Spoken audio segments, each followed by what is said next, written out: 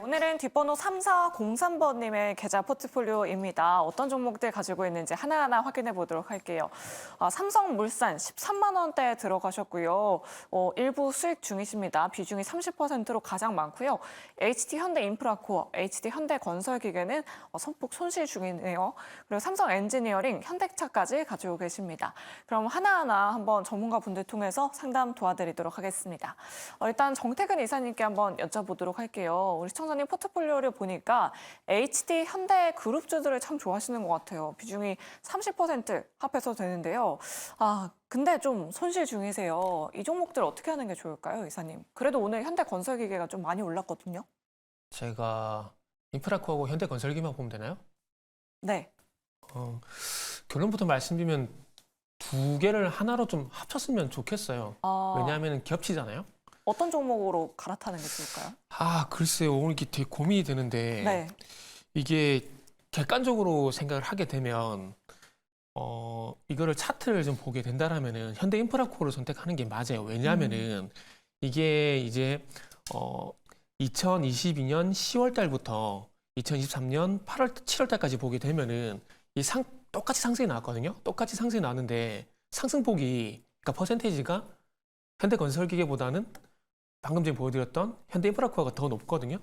그러면은 만약에 이 건설기계 쪽이 다시 가지게 된다라면은 그러면 등락폭이 현대인프라코어가 더 클 가능성이 높다라는 판단이 들어요. 근데 개인적으로 저는 현대인프라코어보다는 현대건설기계를 더 좋아하거든요. 그러다 보니까 저 좀 헷갈려요. 그래서 결론은 뭐냐면은 어차피 똑같이 겹치잖아요. 겹치기 때문에 두 개 가져가지 말고 하나로 하면 하나로 현대인프라코어가 됐던 현대건설기계가 됐던 본인이 좋아하는 종목도 쪽, 좀 더 선한 종목도 쪽으로 좀 합쳐서 좀 가져갔으면 좋을 것 같습니다. 그리고 이제 앞으로 이제 현대건설기계뿐만 아니라 건설기계 쪽 같은 경우에 작년 7월 달 이후 시장과 동반적으로 조정이 나오고 이제 바닥을 좀 잡아가고 있는 상황들이거든요. 그러면 다시 한번 반등을 노려볼 만한데 어쨌든 뭐 북미 쪽이라든지 뭐 이쪽은 뭐 실적이 당연히 잘 나오는 것들이고, 그리고 이제 현대인프라코어 같은 경우는 그 사우디 쪽에 또 새로운 브랜드를 만들어가지고 이제 그쪽으로 또 이제 성과를 좀 많이 내고 있더라고요. 그리고 앞으로는 이제 뭐 아시겠지만 해신 광물 관련돼 가지고 아프리카 자원 부국이란지 중남미 쪽이란지 이쪽 플러스 해가지고 중동 쪽을 봐야 되는데 그쪽으로 아마 계속해 또 실적이 좀 나올 겁니다. 그렇게 본다라면은 뭐 이번에 4분기 실적이 좀 안 좋긴 했지만 그럼에도 불구하고 앞으로 이런 부분들이 지속이 된다기보다는 일시적으로 끝날 가능성이 있기 때문에 건설기계 쪽은 저는 좋게 돌아설 거라고 좀 확신을 가지고 있습니다. 그러다 보니까 압축을 해서 가져가려고 말씀드리고 싶거든요. 그래서 결론을 내보자면은 어쨌든 지금 북미 쪽 좋은 건 잘 알고 계실 거고 앞으로 자원부국 관련돼 가지고 중남미란지 아프리카 쪽 플러스 이제 중동 쪽으로 얘기가 나오게 되면은 실적이 더 좋아질 겁니다. 그렇게 된다면은 주가는 돌아서줄 가능성이 상당히 높기 때문에 현대인프라코어가 됐던 현대건설기계가 됐던 한쪽으로 좀 합쳐서 가져가는 말씀드리고 싶고, 객관적으로는 주가 상승폭을 봤을 때는 현대인프라코어를 보는 게 맞지만은 저는 개인적으로 현대건설기계를 좋아한다. 이렇게 좀 덧붙이도록 할게요. 네, 알겠습니다. 좀 압축해보자라고 이렇게 의견 남겨주셨고요. 그럼 현대차 이성웅 차장님께 한번 여쭤보도록 하겠습니다. 우리 시청자님 매수를 정말 잘하신 것 같아요.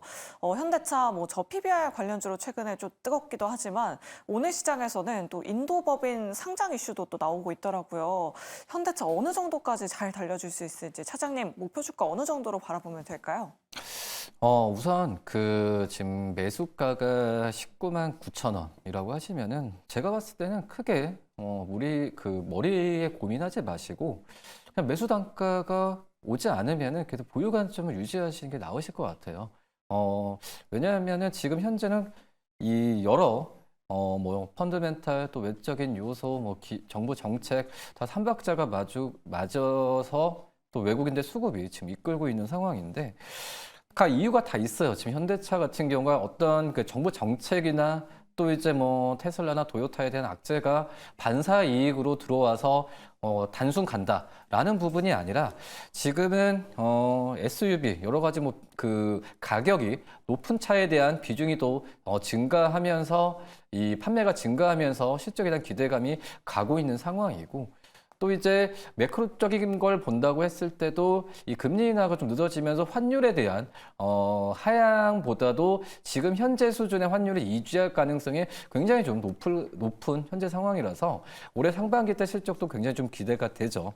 뭐 그러기 때문에 뭐 행복한 고민이시겠지만 저는 그런 것 같아요. 어떤 실적으로 주가가 좀 갔을 때는 매도에 대한 고민보다도 비중이 뭐 이 정도 30% 이하 정도면은 뭐 매수 단가가 오지 않으면은 계속 그 부분을 향유하면은 언젠가 지금보다도 더 높은 수익을 계속 올라갈 가능성이 있다라고 좀 생각이 되고 있고요.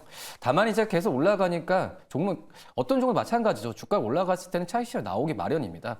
뭐 차익이 나왔을 때 조정을 적게 받으면은 단순하죠. 기존에 가지고 있는 투자자들 팔지 않는 거죠.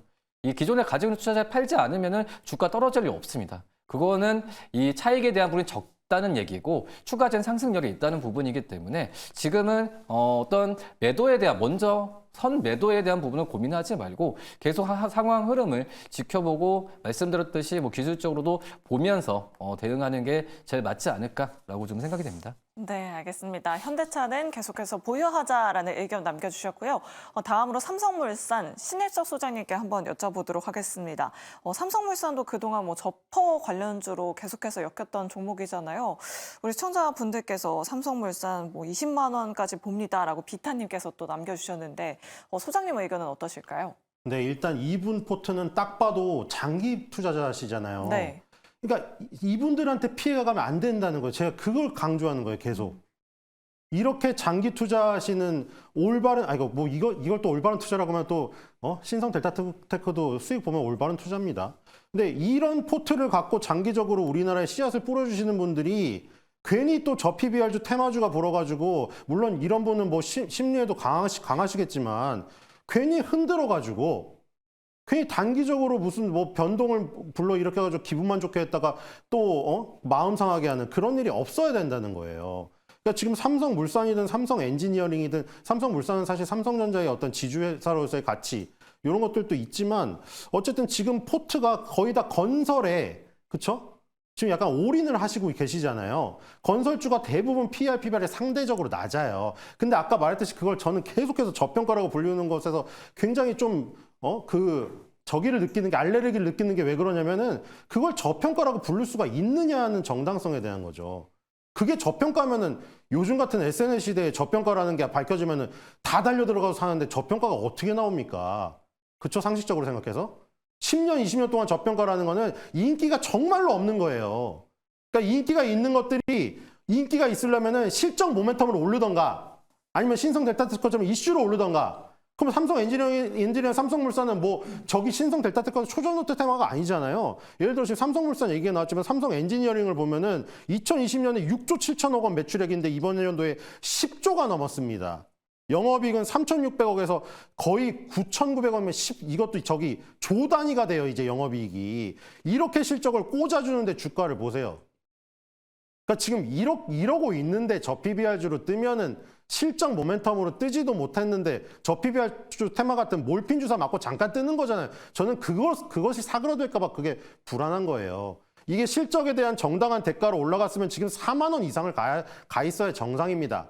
저는 제발 이번 이 기폭제로 이 지금 저 PBR주 테마가 기폭제가 되어서 실적이 제대로 정당하게 대우받는 주가가 왔으면 좋겠고 그래야 저런 포트를 가지신 분들이 떵떵거리면서 자랑을 하겠죠. 아들이나 친척들에게 나 이렇게 장기적으로 꾸준히 우리나라 대표주에 투자를 해가지고 실적도 좋아지고 올라갔다. 마지막으로 한마디 얘기를 드리면 그 만치니 감독 있죠. 승부차기 하다가 나가버린. 그 사람 왜 빈살만이 못 자르고 있나요? 그렇게 수백억 주면서 나가고 있는 사람한테? 사우디는 지금 발전하는데 저기를 맺어서 방점을 찍었어요. 그러니까 지금 국제유가가 뭐 급등한 것도 아닌데 $60 이상만 가주면 사우디는 빈살만의 의지가 너무 강력하기 때문에 경제 발전에 발동을 지금 건 상태예요. 그렇기 때문에 지금 아람코가 지금 하고 있는 프로젝트들, 삼성 엔지니어링이 지금 다 맡아서 하고 있잖아요. 이런 것들이 또 연초에 지금 터지기 때문에 실적은 확실합니다. 다만 주가가 안 오르니까 미칠 노릇인 거죠.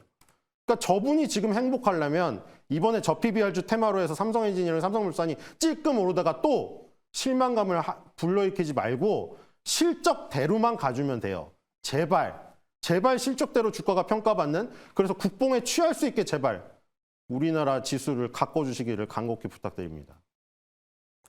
네, 알겠습니다. 저희 아쉽지만 종목 상담은 여기서 이만 마무리하도록 하겠습니다. 3403번님 많은 도움 되셨길 바라겠고요. 저희 계속해서 조조의 운수 대통 시간 이어지니까요. 여러분들 채널 고정하시고 저희와 끝까지 함께해 주시길 바라겠습니다. 자, 그럼 세 분의 전문가는 여기서 이만 보내드리도록 할게요. 오늘 말씀 고맙습니다. 감사합니다.